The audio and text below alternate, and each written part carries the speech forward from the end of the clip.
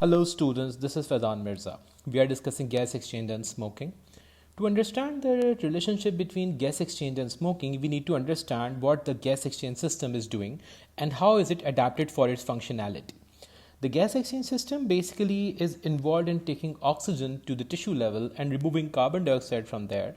So the system ensures that oxygen is collected from the lungs and passed on to the blood.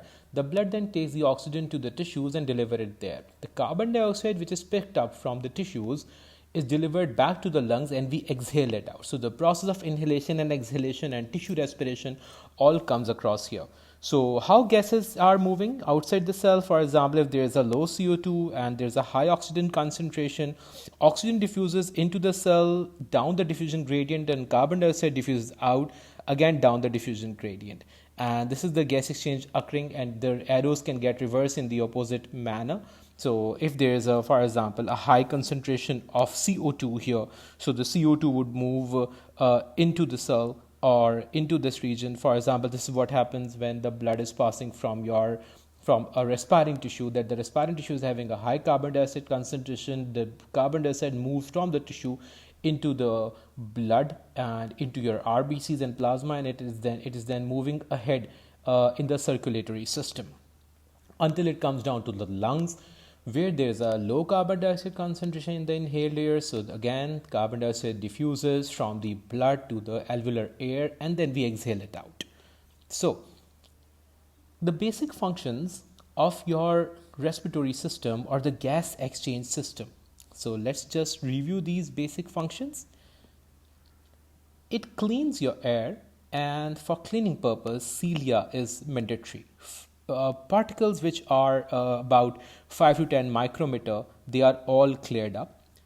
It also warms up the air. How so? When the blood vessels and the large surface area of the nose, the air comes in contact across them.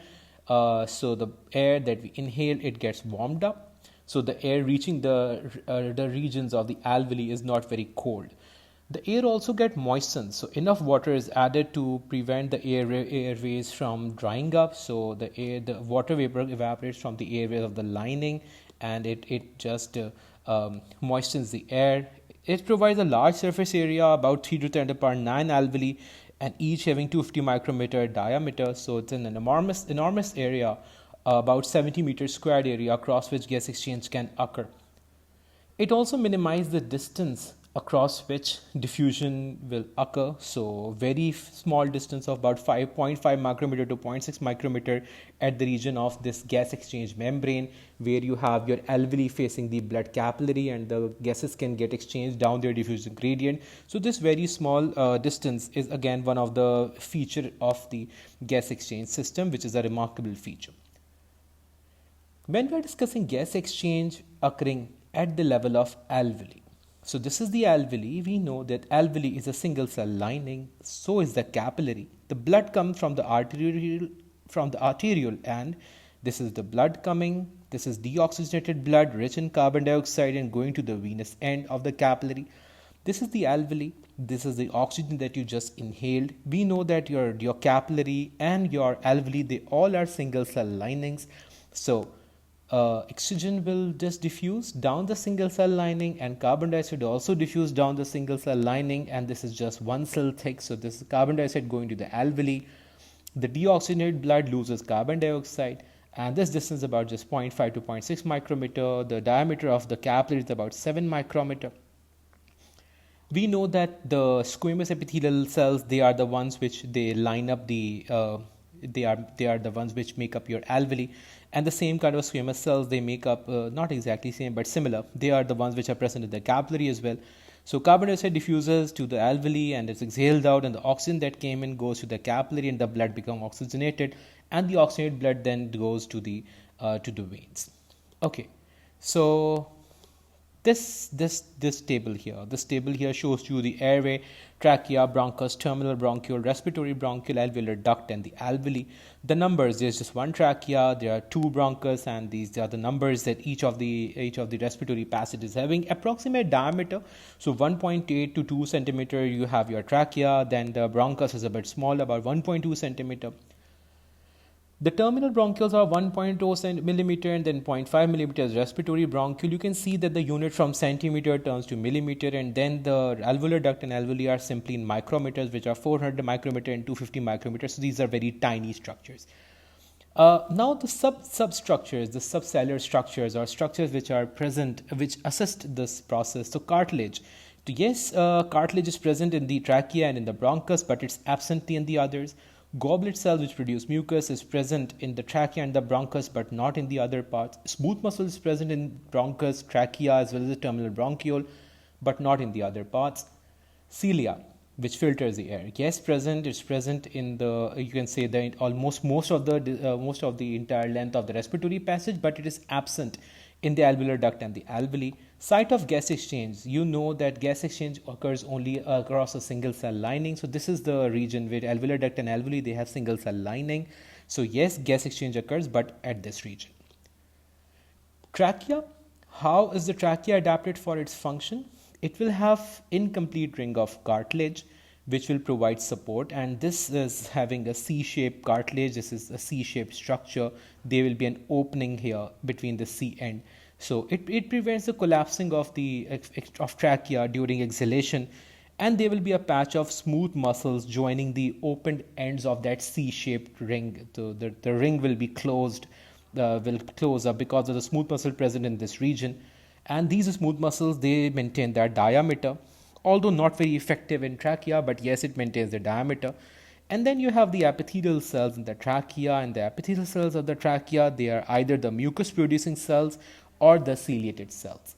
The ciliated cells carry out the process of filtration as previously discussed. The mucus producing cells are of again two types. There are goblet cells and mucous glands.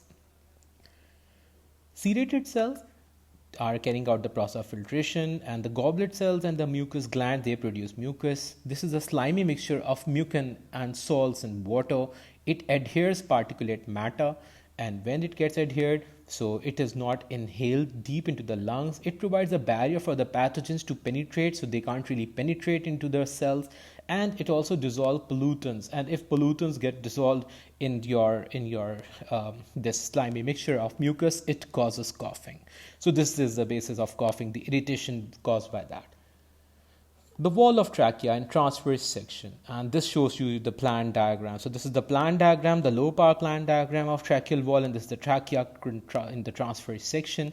You can see that these are the ciliated epithelial lining, and in the ciliated epithelial lining, you can see that I have just added my own annotations here to make this more clear. So this is the ciliated epithelial lining. This is the lumen. So this region will have the ciliated epithelial and the goblet cells. In this region, you will have the mucous glands and the blood vessels. They are not in the front part. They are in this region. And then you have the smooth muscle, which is this patch is the smooth muscle, which is joining the opened end of the C-shaped cartilage. And then there will be an incomplete ring of cartilage. This incomplete ring, this is like a C-shaped cartilage present in the tracheal wall.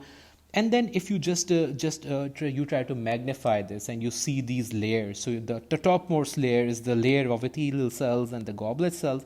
This region here is the tissue which is somewhat of this sort. This is mucous glands and the blood vessels. Then this is smooth muscle, the patch of smooth muscles here, and then there's incomplete ring of cartilage. This is the incomplete ring of cartilage. And then there's some connective tissue that holds the trachea together. Now coming on to the detailed discussion of cilia. So cilia is present in trachea, it's present in the bronchus and the terminal bronchioles as well, and it is present few in quantity in the respiratory bronchioles as well. So cilia that you have, what is the cilia doing? So cilia is basically carrying out two major functions. It filters the air, that's one of the major functions. Together with it, it's performing sweeping action. In sweeping action, it sweeps the mucus carpet in one direction upwards towards the throat. So all the mucus is basically going to the throat at a very slow rate of 1 centimeter per millimeter. 1 centimeter per minute. So this is the rate as a very slow rate. So this is how the ciliated epithelial lining looks like if you just cut it open and you just try to visualize. So these are the cells, the ciliated epithelial cells of the trachea. or the bronchus, and then these, and this is the goblet cell. This is the goblet cell secreting the mucus. These are the cilia. All cilia are projecting upwards. You can say that their orientation is all pointed upwards towards the throat. The throat will be somewhere, something like here. And this is the lumen of the airway which we are talking about. For example, if we talk about this, this is trachea, for example, now. So this is the ciliated epithelial cells of the trachea. This is the goblet cell. This is the mucus which is secreted from here. The mucus forms a mucus carpet. So you can see that this is mucus carpet. And the mucus carpet, actually, I'm just reversing this. So the mucus carpet which is present here, as the mucus keeps on releasing, it tries to flow down. So this cilia, it just pushes it up, and the cilia here, it pulls the mucus carpet up. So you can see that this mucus carpet, it starts to just spread out all over the surface. So as it spreads out all over the surface, it is this slimish region which adheres this particulate matter. So this thing could be a particulate matter or a pathogen. So this barrier, this serves as a barrier. First of all, it adheres, and then it prevents it from penetrating into the cell because it forms a barrier here. And then these cilia, they would just propel it upwards, so it goes to your throat. And the pathogens, they will just be propelled to the throat, and when they go to your throat, they will go to your stomach, and you will just swallow them, and the HCl will just get done with all these pathogens and particulate matter, and they won't really harm you.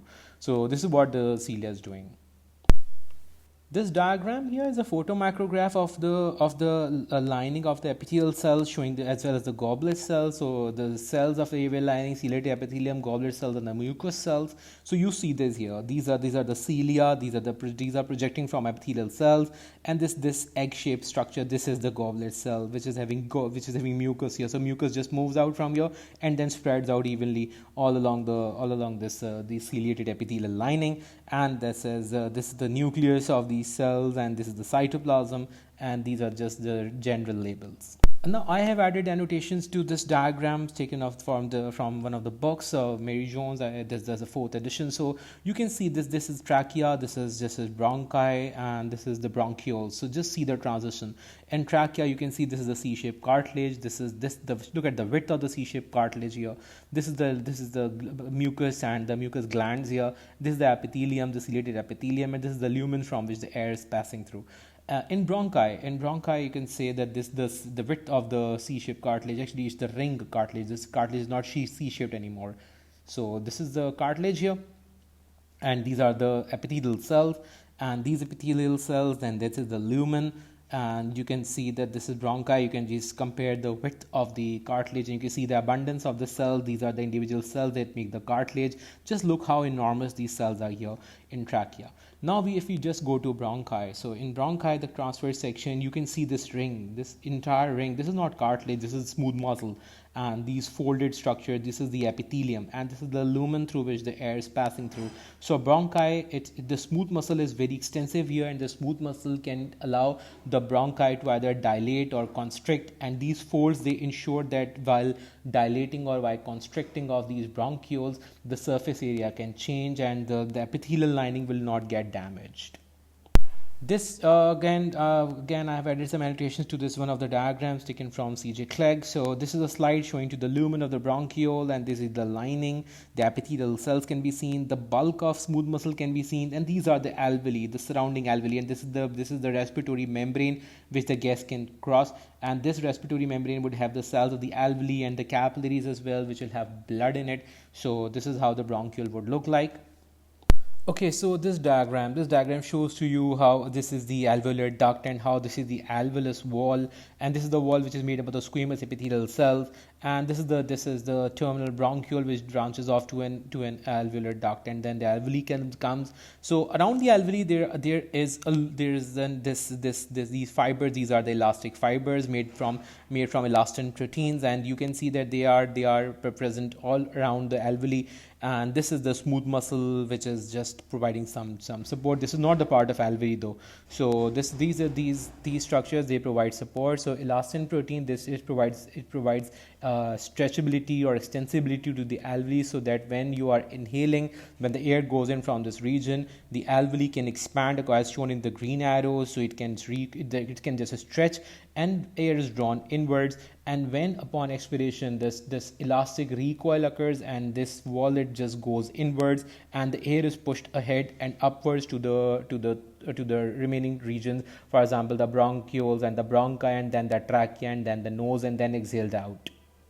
Okay, so if we go and we observe the gas exchange system and we try to see the respiratory membrane at a very high power, you can see these are the red blood cells in the capillary, and this is the alveolar wall, and this is the alveoli. This is the region where the gas will be there when you inhale or when you exhale, and it goes across into these red blood cells and the blood becomes oxygenated. So if you just add these annotations here, so you can see these gaseous exchange being occurring. Cell A is the red blood cell, and these are this is the nucleus of the epithelial cell or the endothelial cell of the capillary, and this is the region, the C region is the alveoli, and the cell that make up the alveoli, they are so close to the ones which are making the capillary that you have to look very close to see which cells are of the alveoli and which cells are of the capillary. So they are present very close together, and this is the region which is actually the region with the distance which is minimized to a very small distance across which this diffusion can occur very quickly.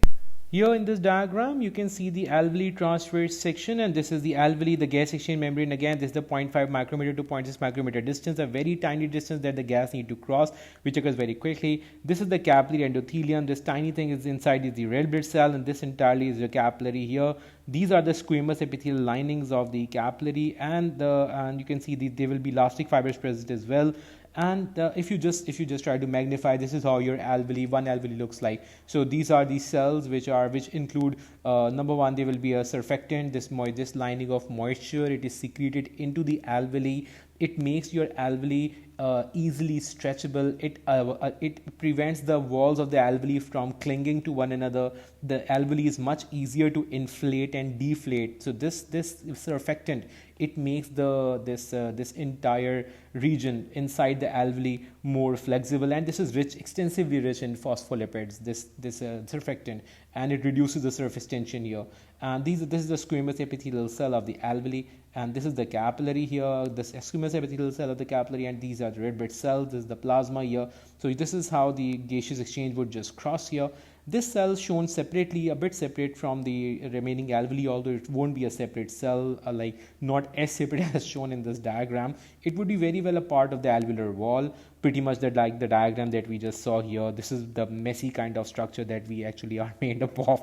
All these cells just like clustered one top of the other. But for understanding purpose, so this cell is shown as a separate cell. This is an alveolar macrophage. So the macrophage, they carry on the process of engulfing particles and pathogens that have reached alveoli. So that although your cilia and the mucus, it tries its level best so that the alveoli will not have to face any pathogens or the particulate matter. But then there are cases, even under normal circumstances, in which some very minute particles or viruses or pathogens or bacteria, they can actually end up reaching the alveoli. So once they are in the alveoli, this is a dead end. They can't go across the alveoli. So unless they can digest this wall. So this alveolar macrophage, carries out the process of phagocytosis, and it gets it engulfed altogether and removes it from the alveoli.